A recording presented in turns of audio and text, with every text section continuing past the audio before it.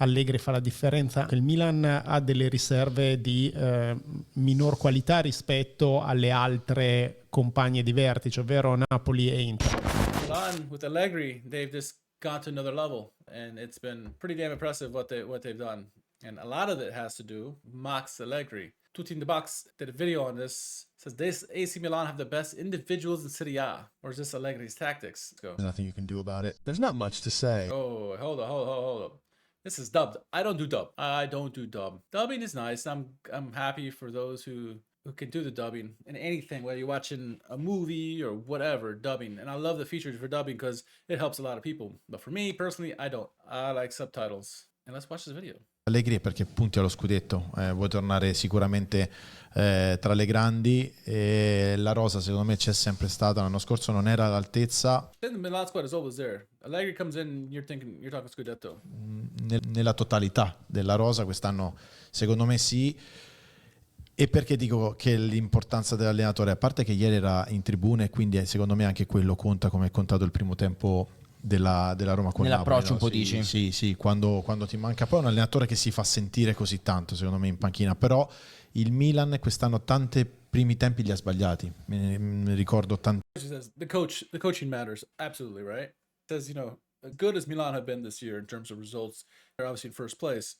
The fact that they'll make so many mistakes in the first half, are reliant on the second half surge and then get the goals, the key goal, timely goals, correct that. The fact that they haven't, a big glaring weakness for them and they're still in first place, that says a lot about what Allegri is doing. Tantissimi, anche lo stesso derby è partito male, al secondo tempo fa sempre il salto di qualità perché ha un allenatore che come legge le partite, lui, pochi altri, e riesce a sistemarla. Magari è vero, poi ci sono delle partite. Allegri, big factor, fixes mistakes instantly. He feels the game so much. The players, when he's out there on the sideline, not necessarily in the stand, but when he's out there in the sidelines, feel his presence. I mean, we feel his presence watching the game with his tantrums that he throws, and at the end of the game takes off his jacket and is cursing at everybody.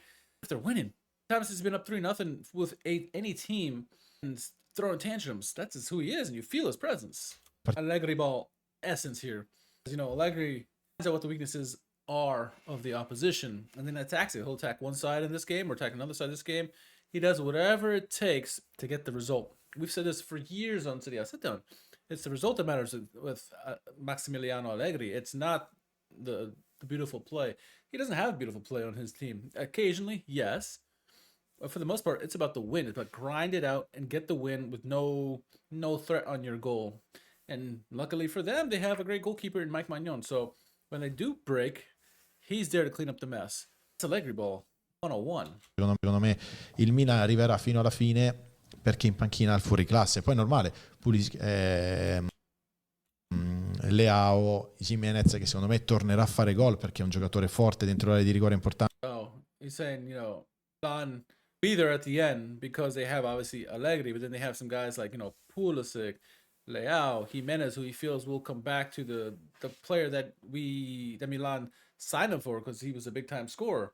He'll eventually come back and do that. Obviously, Mike Magnon's having a great game. You got Modric, you got so many players. Ricci's going to start emerging himself as well. Tante Rabiot, cioè la squadra c'è. Ecco, well. Quello che serve secondo me per arrivare in alto, a differenza delle altre, è un difensore centrale in più probabilmente, perché è vero che davanti... Al posto di chi lo metteresti il centrale rispetto a quei tre? Ma dipende chi arriva. Gabbia in questo momento... chiaramente, però se dovessi individuare, diciamo, un anello debole dei tre in questo momento... Sì, probabilmente Tomori, ma dipende. It's funny, of the three backline defenders who are the weak link in this team, I guess I would agree with this. It's Tomori. Tomori's not the same guy he was a couple years ago. Definitely not the guy he was under Pioli. He's regressed for sure. Come back to life maybe, or plateaued. But, you know, that's the one key thing they're saying is that missing from Milan is a top defender. If you got a nice center back, you replace Tomori essentially. Leave Gabi back there, and this team is no doubt the number one. But interesting take.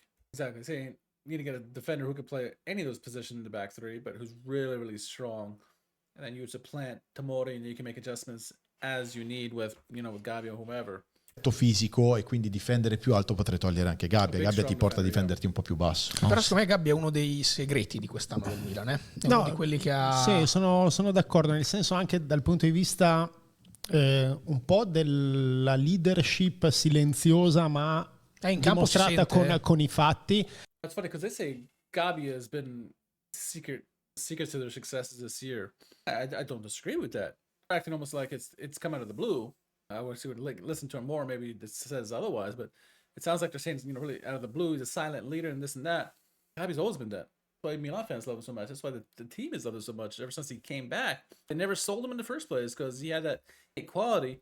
He's obviously got more talent and he's learned to play the game better. Thus, he's translated that to Milan now. They've obviously had a big goal in the derby a couple of years ago, and plays big when he needs to. Is he the greatest defender in the world? No, but the leadership that he brings on the pitch and in the locker room is tremendous for Milan. And you got to have leadership, have a team that's going to win a Scudetto. Any of the teams that's won the Scudetto over the last however many years you want to go back, always had several strong leaders in the team that stood up, that the team rallied around no matter what, whether they're loud, vocal, or silent type like Gabbia. Gabbia certainly is one of them. What they're saying is how Allegri treats Gabbia. It's important to see how important Gabbia is to Milan and to Allegri, because back in the days when he was with Juventus, the players who he felt the most potential, the most leadership, the guys he could trust the most, was really vocal about it in practice, and he's doing the same things with Gabbia in this team in Milan. So shows that how much faith he has in Gabbia and how Gabbia really affects the team in a very good way. È un'investitura, così come lo era stato chiaramente l'accoglienza riservata a Rabiot nel giorno del suo arrivo a Milanello. Secondo me sono tutti elementi importanti. È chiaro, come dice il Tir, che Allegri fa la differenza anche in questo senso. In molti ci sottolineano che il Milan ha delle riserve di minor qualità rispetto alle altre compagne di vertice, ovvero Napoli e Inter, vero? One said, and rightly so, that the top three teams, Milan, Napoli, Inter, the starting 11, no doubt about how good all of them are. You're looking at the bench, that's when you really see the depth of teams and how good they are. Milan are lacking in quality compared to Napoli, who's fantastic, or Inter, who are also fantastic. Both those teams are tremendous with the players that can bring off the bench. Milan, not so much, right? There's obviously household favorites that the Milan fans will endear themselves to, right? But not at the level of the Napoli players or the Inter players that they can bring off the bench. Matters not when you have Max Allegri, not the best in everybody, putting them in the right position to win the game. Results is what it matters at the end of the game. I forgot Milan with an embarrassing. It's not embarrassing, right? It's not. It's a loss. Lost to who was it? Lazio in the Coppa Italia. Now they have no distractions, right? There's no Europe, no Coppa Italia now. It's just Serie A. Napoli still have all that. They got Champions League. They got Coppa Italia. They're still Coppa Italia. They barely won. They barely won in penalty kicks last time. So that's a great advantage for Milan. We've seen Allegri do this before with Juventus. Same situation.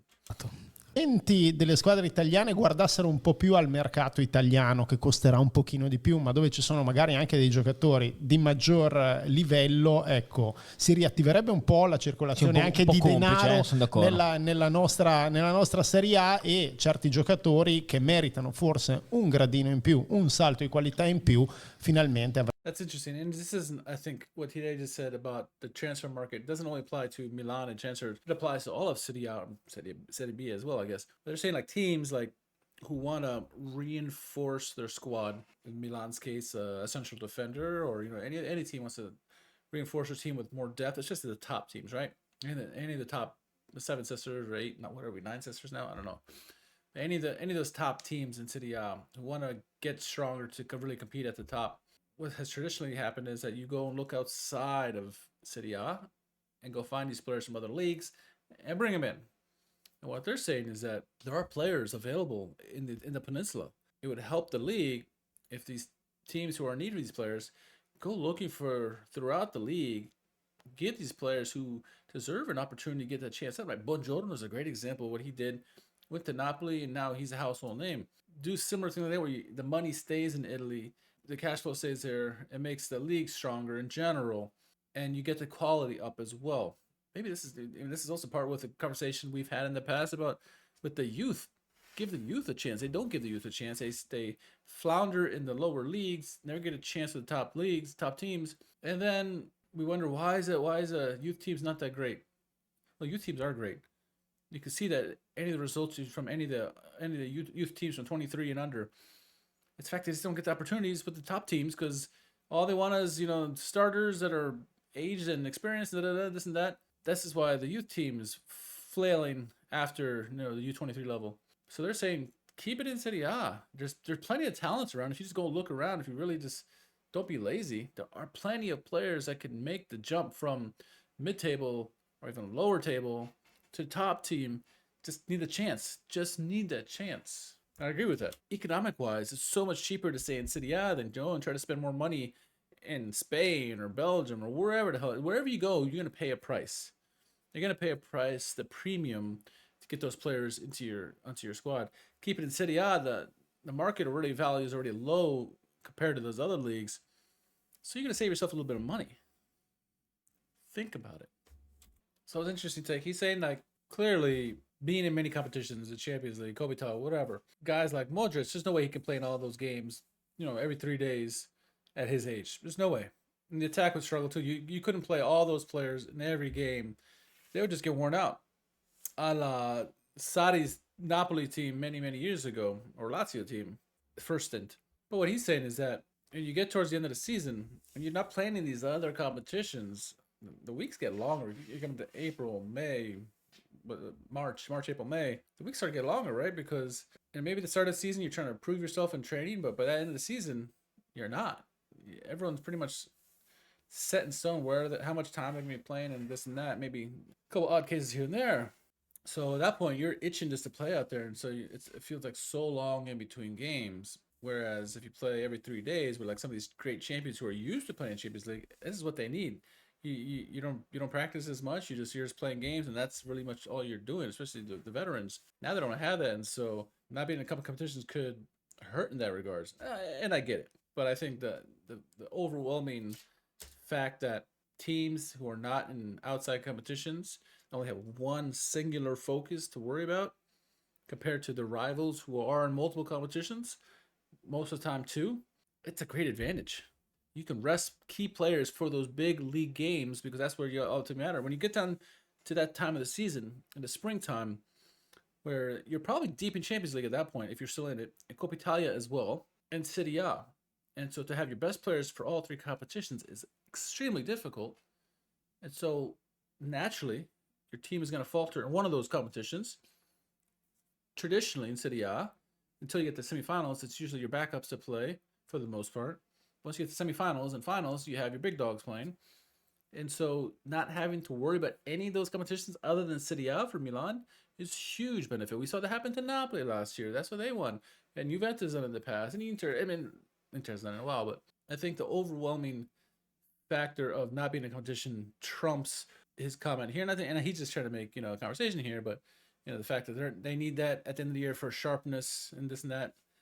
I get it, but not really. It's interesting. You're saying when you talk about Samuel Ricci, before Modric came in, he was like, oh, he's going to absolutely be a star in the Milan midfield. He's not getting that, obviously, with Modric, world-class player, still doing it at 97 years old. So the Milan midfield is untouchable at this moment. But what they're saying is that what's making Ricci so good is every single opportunity he's getting, he's flourishing in those moments. He's not letting them waste. And that is amazing to see. And he's really come to his own now. You got a front 3 or a midfield 3 that you cannot get into just because they're playing out of their mind. When you come in, there is no drop off. And eventually he's going to be rewarded for that. You can't imagine all 3 players. At some point in their season, every player, maybe outside of Modric, will have a drop in play. And the fact that when that does happen, he'll be automatically slotted in there. Milan are in a wonderful position at the moment.